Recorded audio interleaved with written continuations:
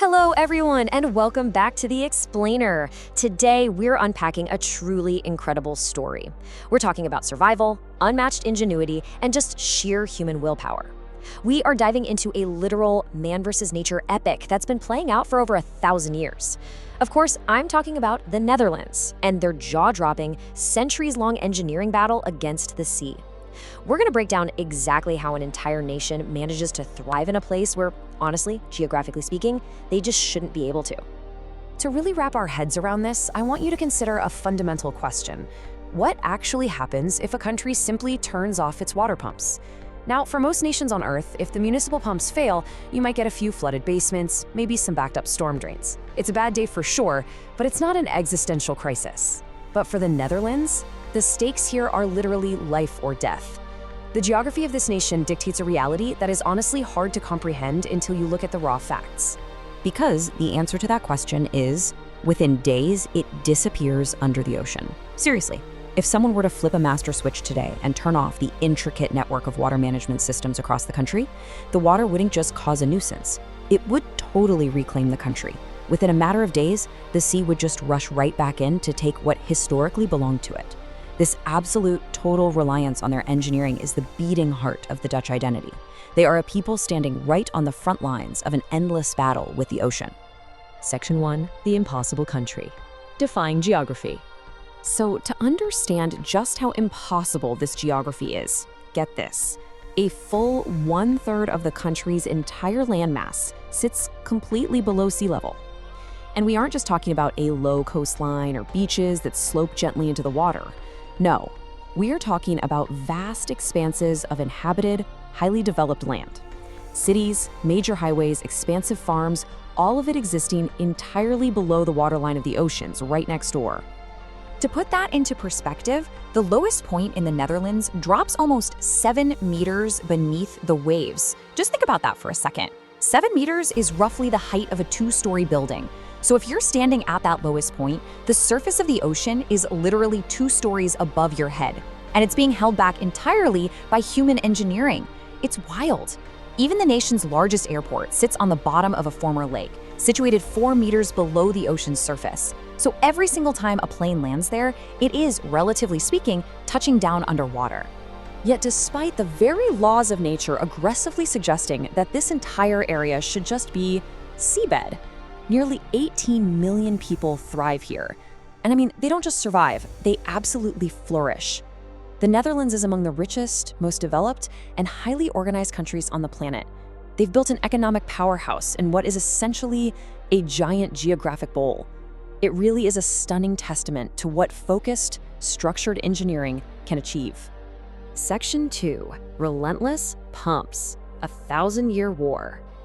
Okay, so let's dive into how they actually do this. The crucial point here is understanding a very specific concept, the polder. A polder is a piece of low-lying land reclaimed from the sea or a river and protected by dikes. But here's the thing, this isn't just natural land that they built a wall around to protect. The Dutch literally built their country with their own hands. They transformed hopeless waterlogged swamps into fertile, usable land. They built a dike around a marsh or a shallow body of water, and then they physically pump all the water out, leaving dry land behind.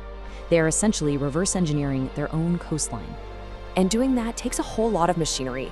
For centuries, the legendary Kinderdijk windmills were the primary engines of this massive effort. You know those iconic, beautiful wooden windmills? Well, they weren't for grinding grain. They were actually industrial water pumps, moving water up and out of the polders. Today, while those windmills remain as incredible monuments, the heavy lifting is done by massive, modern pumping stations. And they have to pump constantly. Why? Because of a terrifying reality. The landmass is slowly sinking. As they drain the water from the soil, the ground actually compacts and sinks even further below sea level. So the pumps can never stop, not for a single minute. If this machinery of survival stops, the country vanishes. Section 3, the 1953 catastrophe, a national trauma. This delicate balance hasn't always held, though. On a terrible night in 1953, the system failed. It started in the evening when a massive storm caused the North Sea to surge to entirely unprecedented levels. By midnight, the immense pressure just became too much.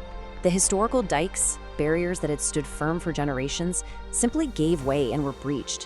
When the morning sun finally rose, the devastation was absolute. The ocean had rushed in, devastating entire communities while people slept. Over 1,800 lives were lost in those icy waters. It was a profound national trauma, and it demanded an immediate, permanent response. But even amidst that overwhelming tragedy, there were these incredible moments of desperate heroism. As the dikes were failing and threatening to flood the country's most populous region, a local river captain was actually ordered to take his massive barge and sail it directly into the gaping hole in the dike. And he did it. He wedged his ship sideways into the breach, effectively acting as a massive steel plug. This single act of quick-thinking sacrifice stopped the water in that sector and saved countless lives. Section 4. Mega Engineering. The Delta Plan. Now, when the world thinks of Dutch water management, they often picture that famous folklore. You know, the myth of the little Dutch boy plugging a leaky dam with his finger. But the reality born from the ashes of 1953 is far more awe-inspiring. Their modern solution, known as the Delta Plan, involves enormous mechanized steel storm surge barriers that are literally the size of the Eiffel Tower. Let that sink in. These massive steel arms rest open to allow shipping and local ecology to flow normally. But the second a major storm approaches, they swing shut, locking the ocean out entirely. It is not a boy with his finger. It's a nation wielding the ultimate marvels of modern mega engineering. And that engineering audacity evolved into an even more staggering project, the creation of an entirely new province called Flevoland. The scale of this is just wild. Step 1 involved literally walling off and draining an actual sea, the Zuiderzee. Step 2 yielded something completely surreal, because as the waters receded, they uncovered a vast graveyard of ships resting right there on the seabed, ancient wrecks that had sunk over centuries. And step 3? Well, they didn't just leave a muddy pit. They treated the soil and planted massive wheat fields. Today, Flevoland is the largest man-made island on the planet. Just imagine standing at a golden wheat field, knowing you are walking directly over ancient sunken shipwrecks. It is a staggering triumph of reason and perseverance. Section 5. Retreat and Adapt. A radical shift. Now, what's really interesting is where they are heading today. It's a shocking concept, really, giving land back to the sea. For a culture whose entire identity is based on claiming land from the water, this is a massive, radical shift. But the engineers realize that building walls higher and higher is ultimately a losing game. Eventually, a wall will break. So in certain strategic areas, they're doing the unthinkable. They are purposefully lowering dikes and allowing the water to flood designated areas. They are choosing to accommodate the sea rather than stubbornly fighting it. So what does this new strategy actually look like?